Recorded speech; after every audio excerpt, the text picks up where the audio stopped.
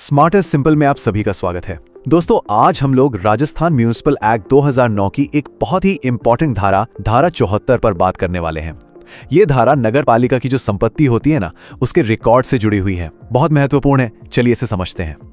तो चलिए सबसे पहले ये समझ लेते हैं कि आखिर ये पूरा एक्ट इतना जरूरी क्यों है। देखिए, ये जो कानून है ना, ये पूरे राजस्थान की सभी नगर पालिकाओं के कामकाज का आप कह सकते हैं एक तरह से ब्लूप्रिंट है। उनकी क्या शक्तियां होंगी, क्या जिम्मेदारियां होंगी, सब कुछ इसी में बताया गया है। तो आज का हमारा रोड मैप कुछ इस तरह रहेगा। हम धारा 74 का परिचय देखेंगे, फिर जानेंगे कि संपत्ति के रिकॉर्ड में क्या क्या आता है और कैसे बनता है। इसके बाद प्रक्रिया और जिम्मेदारियों पर बात करेंगे, एक फटाफट रिवीजन के लिए मुख्य बिंदुओं को देखेंगे और फिर अपने ज्ञान को एक MCQ से टेस्ट करेंगे। तो तैयार हैं सब? चलिए शुरू करते हैं। चलिए सबसे पहले ये जानते हैं कि इस धारा को बनाने का असल मकसद क्या है, इसका उद्देश्य क्या है। तो सवाल उठता है कि आखिर इस धारा की जरूरत क्या पड़ी। देखिए, इसका सीधा सा लक्ष्य है जो भी पब्लिक की प्रॉपर्टी है, जो नगर पालिका की संपत्ति है, उसकी सुरक्षा करना। जरा सोचिए, अगर कोई प्रॉपर रिकॉर्ड ही ना हो तो क्या होगा?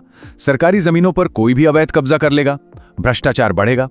तो ये धारा एक मजबूत ऑफिशियल रिकॉर्ड तैयार करवाती है ताकि इन सब चीजों पर लगाम लगाई जा सके और हर एक संपत्ति का हिसाब किताब एकदम साफ रहे। ठीक है, उद्देश्य तो समझ आ गया, पर अब सवाल यह है कि इस रिकॉर्ड में लिखना क्या क्या है और किस तरीके से लिखना है। यह धारा इस बारे में बहुत साफ साफ बताती है। देखिए, कानून में एक शब्द इस्तेमाल हुआ है, स्थावर संपत्ति। इसका सीधा सा मतलब है वो प्रॉपर्टी जिसे आप एक जगह से दूसरी जगह नहीं ले जा सकते, मतलब इमूवेबल प्रॉपर्टी, जैसे कि जमीन हो गई या फिर नगर पालिका का कोई दफ्तर, कोई बिल्डिंग हो गई। और ये स्लाइड इस फर्क को बिल्कुल साफ कर देती है। एक तरफ है स्थावर यानी इमूवेबल संपत्ति, जैसे जमीन और भवन, जो धारा 74 के दायरे में आती है। दूसरी तरफ है जंगम यानी मूवेबल संपत्ति, जैसे नगर पालिका की गाड़ियां या ऑफिस का फर्नीचर। ये इस धारा में कवर नहीं होती। इस पॉइंट को अच्छे से याद रखिएगा, एग्जाम में अक्सर यहीं से सवाल बनाकर कंफ्यूज किया जाता है। तो कौन कौन सी संपत्तियां रिकॉर्ड करनी है? हर वो इमूवेबल प्रॉपर्टी जो नगर पालिका से जुड़ी है, चाहे वो शुरू से ही नगर पालिका के पास हो, मतलब उसमें निहित हो, या फिर नगर पालिका ने उसे बाद में खरीदा हो, मतलब अर्जित की हो, या किसी भी और तरह से उसके कंट्रोल में हो। सब कुछ रिकॉर्ड होगा। इस रिकॉर्ड को बनाने के लिए नगर पालिका को दो चीजें तैयार करनी होती हैं। पहला, एक तालिका, मतलब एक पूरी डिटेल लिस्ट, एक इन्वेंट्री, और दूसरा एक मानचित्र यानी एक नक्शा जो बताएगा कि कौन सी प्रॉपर्टी कहां पर है। ध्यान रहे, ये दोनों ही बनाने जरूरी हैं, कोई एक नहीं। तो अब हम ये जान चुके हैं कि क्या रिकॉर्ड करना है, एक तालिका और एक मानचित्र। अब अगला सवाल कि भाई ये काम करेगा कौन और कब तक पूरा करना होगा। चलिए अब इसकी पूरी प्रक्रिया और जिम्मेदारियों को समझते हैं। इस नंबर को दिमाग में बैठा लीजिए, 1 वर्ष। जी हाँ, जब ये एक्ट लागू हुआ उसके ठीक 1 साल के अंदर अंदर ये पहला रिकॉर्ड तैयार होके जमा हो जाना चाहिए था। ये सीधा सीधा एग्जाम में पूछा जाने वाला फैक्ट है। और ये जो तैयार किए हुए डॉक्यूमेंट्स हैं, यानी तालिका और मानचित्र, ये कहां जमा होंगे?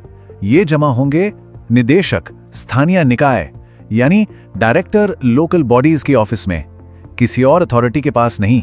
ये एक और बहुत जरूरी फैक्ट है जो याद रखना है। ये टेबल देखिए, इससे सारी जिम्मेदारियां बिल्कुल क्रिस्टल क्लियर हो जाती हैं। यहां एक बहुत जरूरी बात पर ध्यान देना है। जो शुरुआती रिकॉर्ड बनाने का काम है वो तो पूरी नगर पालिका का है, लेकिन इसे हर साल अपडेट रखने की जिम्मेदारी सीधे तौर पर एक व्यक्ति की है, और वो है मुख्य नगरपालक अधिकारी यानी CMO। तो CMO साहब की ये हर साल की ड्यूटी है। वो एक वार्षिक विवरण, मतलब एनुअल स्टेटमेंट तैयार करेंगे, जिसमें साल भर में हुए सारे बदलावों का ब्यौरा होगा। फिर इस स्टेटमेंट को वो नगरपालिका की बोर्ड बैठक में पेश करेंगे और इसकी एक कॉपी डायरेक्टर लोकल बॉडीज को भी भेजेंगे। चलिए अभी तक हमने जो भी पढ़ा उसका एक फटाफट रिवीजन कर लेते हैं। ये हैं वो की पॉइंट्स जो आपको बिल्कुल नहीं भूलने हैं।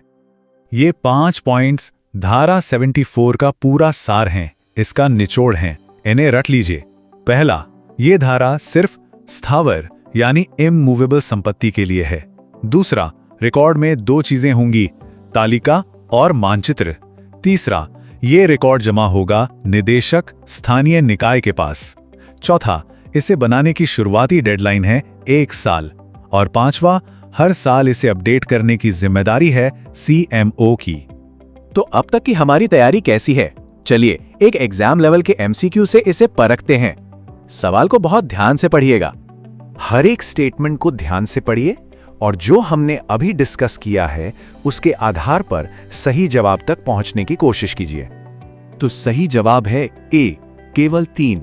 मुझे उम्मीद है ज्यादातर लोगों का जवाब सही होगा। और अब देखते हैं कि बाकी के ऑप्शन गलत क्यों हैं। देखिए, स्टेटमेंट 1 गलत है क्योंकि ये कानून सिर्फ स्थावर संपत्ति पर लागू होता है, जंगम पर नहीं। और स्टेटमेंट 2 इसलिए गलत है क्योंकि रिकॉर्ड डिविजनल कमिश्नर को नहीं बल्कि डायरेक्टर लोकल बॉडीज को जमा किया जाता है। यही वो छोटे छोटे डिटेल्स हैं जहां एग्जाम में गलती होने की सबसे ज्यादा गुंजाइश होती है। चलिए अब इस धारा को यहीं समाप्त करते हैं और आगे बढ़ने से पहले हमारे चैनल स्मार्टेस्ट सिंपल के बारे में कुछ जरूरी जानकारी। अगर आपको ये डिटेल्ड एनालिसिस अच्छा लगा हो और चीजें आसानी से समझ आई हो तो प्लीज इस कोशिश को सपोर्ट करें, वीडियो को लाइक करें, अपने दोस्तों के साथ शेयर करें और स्मार्टेस्ट सिंपल को सब्सक्राइब जरूर करें। आपके कमेंट्स हमारे लिए बहुत कीमती हैं। और हाँ, ये भी याद रखें कि आपकी तैयारी में कोई रुकावट ना आए, इसके लिए हम रोजाना वीडियो अपलोड करते हैं। धाराओं पर दिन में 3 वीडियो आते हैं, सुबह 10 बजे, दोपहर 3 बजे और रात 8 बजे। और करंट अफेयर्स के लिए हमारा सुजस सार का वीडियो रोज शाम 5 बजे आता है। इस वीडियो के बाद अगला नंबर है धारा 75 का, जो हमारी प्लेलिस्ट में आपको मिल जाएगा। अपनी पढ़ाई की लय को बनाए रखने के लिए हम सलाह देंगे कि आप उसे जरूर देखें। और जाते जाते आप सबके लिए एक सवाल, कमेंट्स में इसका जवाब जरूर दीजिएगा ताकि ये फैक्ट आपको हमेशा के लिए याद हो जाए। सवाल है, धारा 74 के अनुसार संपत्ति में होने वाले बदलावों का वार्षिक विवरण यानी एनुअल स्टेटमेंट तैयार करने की जिम्मेदारी किस खास अधिकारी की है? चलिए मिलते हैं अगले विश्लेषण में।